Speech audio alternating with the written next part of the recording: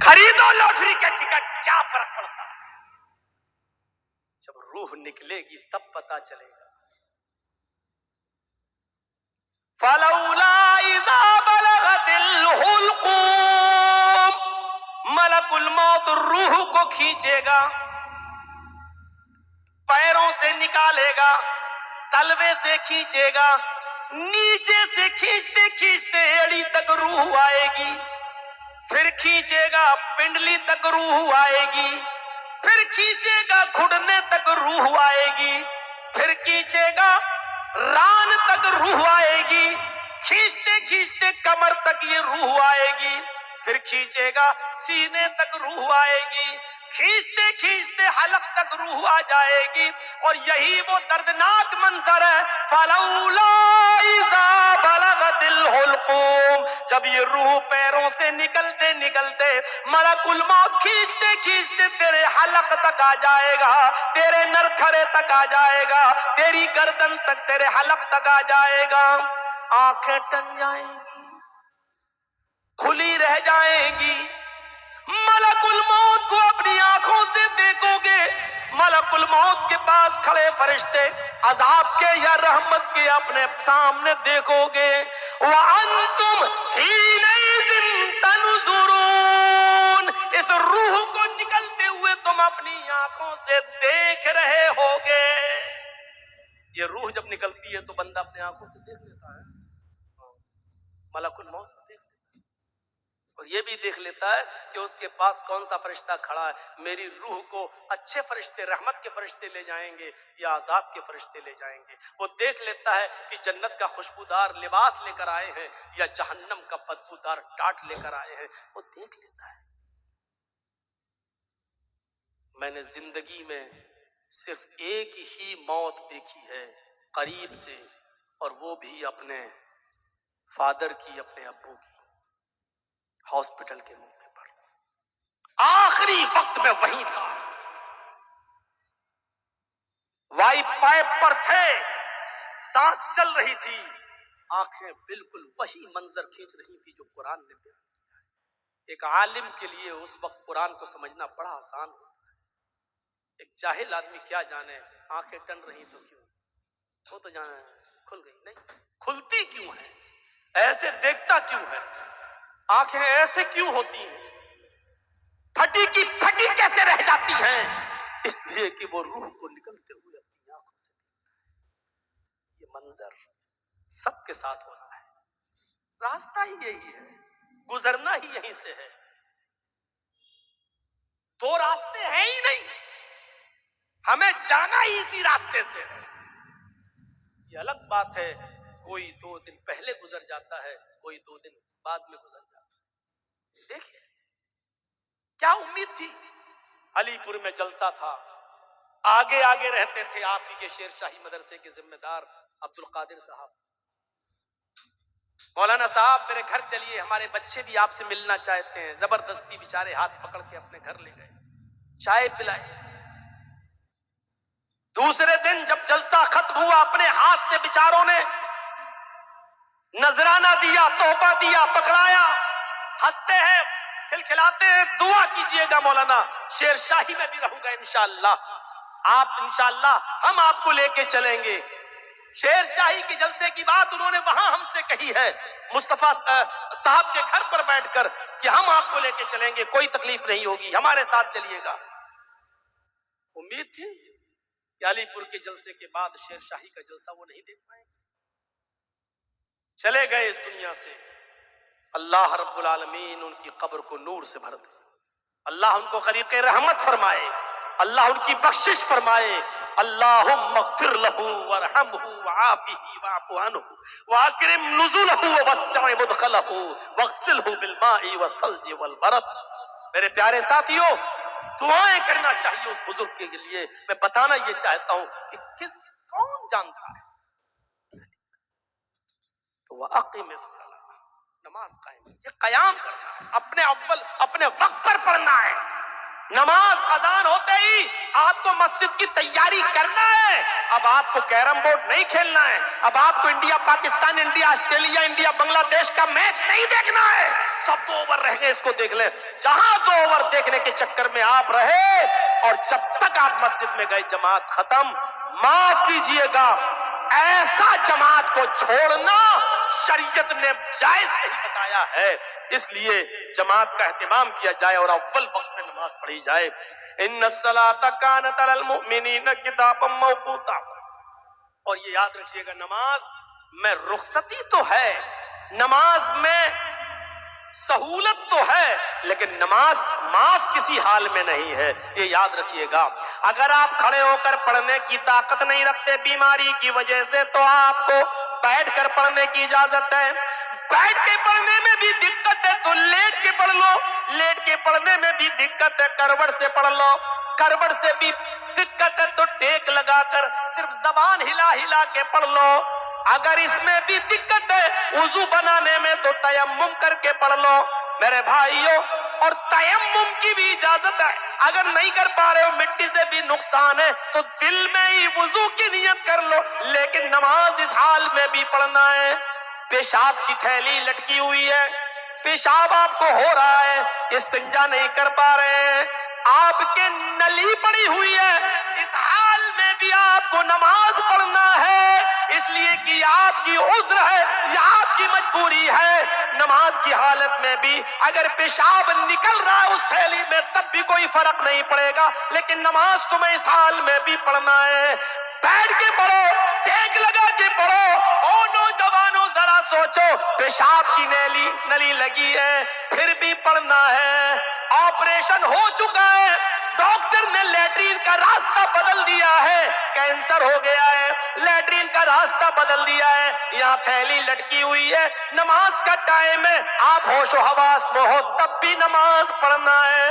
نماز کسی بھی حال میں معاف نہیں ہے۔ حضرت عمر کا پیٹ پھٹ چکا ہے، کھنجر لگا ہے، دودھ پیتے پیٹ سے نکل جاتا، شہد کھاتے پیٹ سے نکل جاتا، پانی پیتے پیٹ سے نکل جاتا۔ کسی نے کہا آپ کی فجر کی نماز ابھی ادا نہیں ہوئی، اسی وقت پانی منگایا، وضو کیا اور کھڑے ہو کے نماز پڑھی اور فرمایا لوگوں اگر کسی کا پیٹ پھٹ جائے، کھانا پیٹ سے نکلنے لگے، پانی پیٹ سے نکلنے لگے، دودھ بھی پیٹ سے نکلنے لگے، دوا کھا رہا ہے منہ سے پیٹ سے نکلنے لگے، لیکن ہوش ہے، اگر حواس ہے، عقل کام کر رہی ہے، تو اس حال میں بھی اس کو نماز پڑھنا پڑے گی۔ اگر اس نے ہوش اور حواس کی حالت میں نماز چھوڑ دی تو لا حظ فی الاسلام لمن ترک الصلاۃ، اس آدمی کا اسلام کے اندر کوئی حصہ نہیں جو اس حال میں نماز چھوڑ دے۔ اس حال میں نماز معاف نہیں، پیٹ پھٹ جائے نماز معاف نہیں، پیٹ پھٹ جائے تو نماز کی رخصت نہیں، پیٹ پھٹ جائے تب بھی نماز پڑھنا ہے۔ تو ہٹے کھٹے تندرستی کی حالت میں نماز کیسے چھوڑی جا سکتی ہے؟ نماز قائم کرنا ہے، پڑھنا ہے۔ ان الصلاۃ تنہی عن الفحشاء والمنکر، نماز تیسری چیز، نماز انسان کو بے شرمی اور بے حیائی سے، کھلی ہوئی اور چھپی ہوئی برائیوں سے روکتی ہے۔ اس پر زیادہ تبصرہ نہیں کروں گا، صرف اتنا کروں گا کہ کسی آدمی کو اگر یہ معلوم کرنا ہے کہ ہماری نمازیں قبول ہو رہی ہیں یا نہیں ہو رہی ہیں، ویسے تو اللہ ہی بہتر جانتا ہے کس کی عبادت قبول کس کی نہیں، لیکن کچھ چیزیں ہوتی ہیں جو بندوں کو بتائی گئی ہیں۔ بتایا گیا ہے کیا ہے نمازیوں، اپنی نماز پر غور کرو، تم نماز پڑھتے ہو برائیوں سے بچ رہے ہو یا نہیں؟ تمہاری نمازیں قبول ہو رہی یا نہیں اس کا پتہ کیسے لگایا جا سکتا ہے؟ اس کا پتہ ایسے لگایا جا سکتا ہے اگر کوئی نماز پڑھنے کے بعد تقویٰ اختیار کرتا ہے، نماز پڑھنے کے بعد پرہیزگاری اس کے اندر آتی ہے، نماز پڑھنے کے بعد حلال و حرام کا خیال رکھتا ہے، نماز پڑھنے کے بعد سود اور بیاج سے بچا ہوا ہے، نماز پڑھنے کے بعد کسی کا حق نہیں مار رہا ہے، نماز پڑھنے کے بعد امانت داری اس کے اندر آئی ہوئی ہے اور وہ بالکل گناہوں سے بچا ہوا ہے، تو وہ سمجھ لے کہ اللہ کے ہاں ہماری نماز انشاءاللہ قبول ہو رہی ہوگی۔ اور اگر نماز بھی پڑھ رہا ہے، سود بھی کھا رہا ہے، نماز بھی پڑھ رہا ہے، چوری بھی کر رہا ہے، نماز بھی پڑھ رہا ہے، لاٹری کا ٹکٹ بھی خرید رہا ہے، نماز بھی پڑھ رہا ہے، میکینک کی دکان پر بیٹھ کر डुप्लीकेट पार्ट्स को डालकर और ओरिजिनल पार्ट्स का पैसा ले रहा है। नमाज भी पढ़ रहा है, लोगों को धोखा भी दे रहा है, नमाज भी पढ़ रहा है और दूध में पानी मिलाकर भी बेच रहा है, नमाज भी पढ़ रहा है, असली माल के साथ डुप्लीकेट माल की मिलावट करके भी बेच रहा है, नमाज भी पढ़ रहा है, अपनी बेटी और बहन का हक भी मार के खा रहा है, नमाज भी पढ़ रहा है, अपने बेटों को वरासत में हक देकर अपनी बेटियों की शादी करा के बेटियों को वरासत से महरूम कर रहा है, नमाज भी पढ़ रहा है और ये सारे काम कर रहा है, तो समझ लो कि उसकी नमाज अल्लाह की बारगाह में कबूल नहीं होगी। क्योंकि नमाज तो इंसान को बेशर्मी, बेहयाई, खुली और छुपी हुई बुराइयों से रोकती है। ये इंसान गौर करे, हर नमाजी गौर करे कि नमाज पढ़ने के बाद उसके अंदर कितना तकवा पैदा हुआ। एक साहबी ईमान लाए, बड़े गरीब, बहुत ही गरीब, और इस्लाम लाए। इस्लाम लाने के बाद अल्लाह के रसूल से हाथ मिलाया, अशहदु अल्ला इलाहा इल्लल्लाह व अशहदु अन्ना मुहम्मदन अब्दुहु व रसूलुहु। कहा अल्लाह के नबी अब क्या करूं? आपने कहा जाओ नमाज पढ़ो। अब वो 5 वक्त का नमाजी बन गया। जैसे ही उसने नमाज पढ़ना शुरू की, उसकी ऊंटों की रेवड़ हो गई, बकरियों की लाइन लग गई, उसकी खेती बाड़ी बढ़ गई, उसके पास दौलत अनाप शनाप आने लगी, पैसा ही पैसा। वो अल्लाह के नबी के पास आया और कहने लगा, अल्लाह के नबी गजब हो गया। कहा क्या हुआ? कि जब से मैंने नमाजें पढ़ना शुरू की ये चीजें मेरे पास आने लगी। अल्लाह के रसूल, ऊंटों का की लाइन लग गई, बकरियों का रेवड़ तैयार हो गया, खेती बाड़ी हमारे पास हो गई, हमारे पास दौलत का अंबार लग गया। अल्लाह के रसूल, मुझे ये सब नहीं चाहिए। आपने कहा है, और हम ये पूछते हैं मौलाना साहब इतनी नमाजें पढ़ते फिर भी अल्लाह बरकत नहीं दे रहा है। सोच देखिए वो क्या कह रहे हैं कि अल्लाह के रसूल ये सब नहीं चाहिए। आपने कहा क्यों? कहा अल्लाह के नबी, मैं ये सोच रहा हूं कहीं हमारी इबादतों का बदला इसी दुनिया में तो अल्लाह मुझे नहीं दे रहा है। ऐसा तो नहीं कि आखिरत में मुझे इसके सवाब से महरूम कर दे, आखिरत में कहीं मुझसे जन्नत छीन ले और जहन्नम में दाखिल कर दे। अरे अल्लाह के नबी, अल्लाह से दुआ कीजिए, इस दुनिया में मुझे ये सब नहीं चाहिए, मुझे अपनी इबादतों का इनाम कयामत के दिन चाहिए, जन्नत की शक्ल में चाहिए। गौर कीजिए मेरे भाइयों, उनकी सोच क्या थी और हमारी सोच क्या है। हमारी सोचें बदल गई और उनकी सोचें क्या थी। तो इन्ना सलात तन्हा अनिल फाहशाई वल मुनकर, नमाज इंसान को बेशर्मियों, बेहयाई से रोक देती है। और चौथी चीज की तरफ आ जाइए, वाला जिक्रुल्लाही अकबर, अल्लाह का जिक्र बहुत बड़ी चीज है। मेरे भाइयों, उठते बैठते चलते फिरते आप अपनी जबान से कुछ न कुछ पढ़ते रहिए, अल्लाह का जिक्र करते रहिए, अपनी जबान को खाली मत रखिए।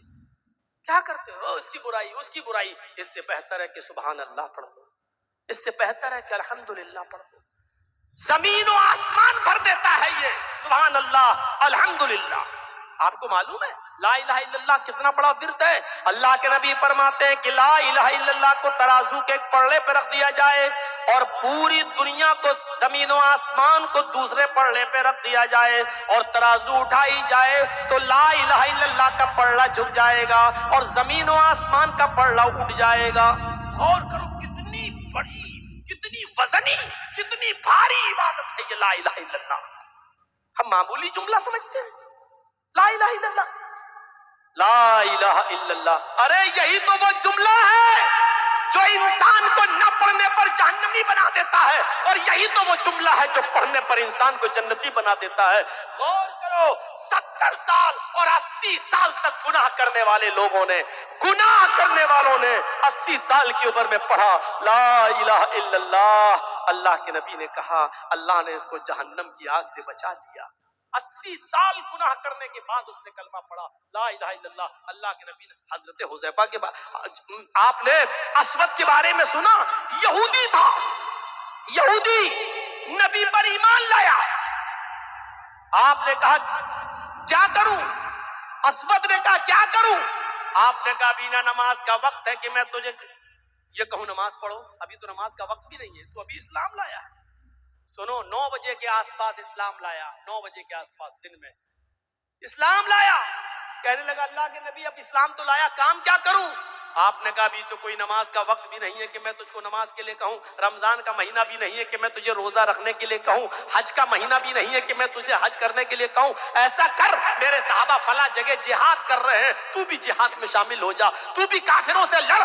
اس نے تلوار سنبھالی، گھس گیا میدان جنگ میں. صحابہ کو بھی نہیں معلوم یہ کون ہے، کیونکہ وہ تو نبی پر ایمان لایا ہے، نبی کے سامنے لایا. صحابہ تو پہلے سے لڑ رہے ہیں، وہ کافروں میں گھس گیا، کئی کافروں کو مارا اور مارتے مارتے مارتے مارتے لڑتے لڑتے خود شہید ہو گیا، قتل ہو گیا. صحابہ پہچان نہیں پا رہے کون آدمی ہے. لڑائی تو میری طرف سے لڑ رہا تھا، لیکن اس کو کیا کروں؟ اس کو دفناؤں یا اس کو کافروں کے حوالے کروں؟ ہم اس کو جانتے نہیں ہیں. اللہ کے نبی کو بلایا گیا. اللہ کے نبی صلی اللہ علیہ وسلم فرماتے ہیں ارے یہ تو اسود ہے، ارے ابھی تھوڑی دیر پہلے اسلام لایا، ابھی تھوڑی دیر پہلے اس نے کلمہ پڑھا. غور کرو میرے بھائیو، اللہ کے نبی فرماتے ہیں تمہارا ایمانی بھائی ہے، ابھی تھوڑی دیر پہلے اس نے کلمہ پڑھا. یہ پہلا وہ شخص ہے جس نے ایک بھی وقت کی نماز نہیں پڑھی پھر بھی اللہ اس کو جنت دے گا. اس نے ایک بھی وقت کی نماز نہیں پڑھی پھر بھی یہ جنت کے اندر جائے گا، اس لیے کہ اس نے مرنے سے پہلے لا الہ الا اللہ پڑھ لیا تھا. غور کیجیے آپ، لا الہ الا اللہ کا وظیفہ کتنا بڑا ہے. ہاں ابو طالب کے پاس بیٹھے، طالب کے پاس بیٹھے، سب سے زیادہ مدد ابو طالب نے کی تھی اللہ کے نبی کی، اور اللہ کے رسول ان سے کہہ رہے ہیں، یہ سب بیٹھے ہیں، ابو جہل یہ ابو لہب سب بیٹھے ہوئے ہیں، اور اللہ کے رسول اپنے چچا سے کان میں کہتے ہیں اے چچا جان، پوری زندگی آپ نے میری مدد کی، یہ آپ کا آخری وقت ہے، میں چاہتا ہوں کہ آپ جہنم کے عذاب سے بچ جائیں. پوری زندگی نبی کی سیوا کی ہے. تو کہا کہ میں کیا کروں؟ اپنا کان بڑھا دیا اللہ کے رسول نے، اور چچا سے کہا ہے ابو طالب اے میرے چچا، سب کے سامنے مت کہیے، آپ کی بے عزتی ہو رہی ہے نا، آپ ان لوگوں کے ڈر رہے ہیں کہ یہ لوگ کیا کہیں گے، آپ صرف میرے کان میں کہہ دیجئے قل فی اذنی لا الہ الا اللہ. اے میرے چچا صرف میرے کان میں چپکے سے کہہ دیجئے اشہد ان لا الہ الا اللہ، کان میں کہہ دیجئے. آپ میرے کان میں کہہ دیں گے تو میں گواہ بن جاؤں گا، اور قیامت کے دن اللہ رب العالمین سے میں آپ کی سفارش کراؤں گا، میں اللہ رب العالمین سے حجت کر لوں گا، میں اللہ سے بحث کر لوں گا. آپ میرے کان میں کہہ دیجئے، اور قیامت کے دن شفاعت کی ذمہ داری میری کہ میں اللہ تعالیٰ سے آپ کو بخشوا لوں گا انشاءاللہ. اللہ نے چاہا تو میں آپ کو جنت میں پہنچوا دوں گا. ابو طالب نے آخری وقت میں بھی کہا بھتیجے میرا دل نہیں ہوتا ہے کہ آخری وقت میں اپنے باپ دادا کا دین چھوڑ دوں. لوگ کہیں گے کہ دیکھو آخری وقت میں ڈر گیا، جہنم کے ڈر سے اس نے کلمہ پڑھ لیا، اپنے بھتیجے کی بات مان لی. میں آخری وقت میں بھی اپنے باپ دادا کے دین میں ہی مرنا چاہتا ہوں. اور ابو طالب اسی جہالت پر مرے، اسی حالت کفر میں مرے. میرے بھائیوں غور کرو، پوری زندگی نبی کی خدمت کی لیکن کلمہ نہیں پڑھا. کہاں گئے؟ جہنم میں.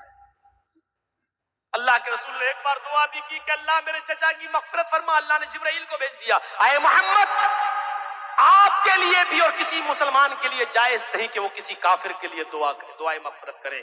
نہیں کر سکتا، آپ نہیں کر سکتے کسی کافر کے لیے. آپ کا چچا کافر تھا، حالت کفر میں مرا، وہ جہنم ہی میں جائے گا. ہاں یہ الگ بات ہے کہ آپ کی سیوا کرتا تھا، آپ کی خدمت کرتا تھا. ہم عذاب میں کمی تو کر سکتے ہیں، اس کو لائٹ عذاب تو دے سکتے ہیں، ہلکا عذاب تو دے سکتے ہیں، لیکن جہنم سے اس کو رخصت دے کر جنت میں بھیجنا ایسا نہیں ہو سکتا ہے. تو لا الہ الا اللہ وہ جملہ ہے میرے بھائیوں جو انسان نہ پڑھے تو جہنمی، اور پڑھ لے تو 70 اور 80 سال کا بوڑھا بھی جنتی.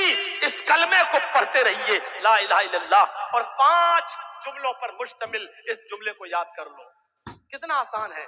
سبحان اللہ، الحمدللہ، اللہ اکبر، لا الہ الا اللہ، لا حول ولا قوت الا باللہ. یہ 5 جملے یاد کر لیجئے اور چلتے بیٹھتے چلتے پھرتے پڑھیے، ساری فضیلتیں آپ کو مل جائیں گی.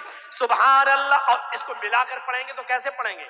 جب ملائیں گے تو کیسے پڑھیں گے؟ سبحان اللہ والحمدللہ واللہ اکبر ولا الہ الا اللہ ولا حول ولا قوت الا باللہ.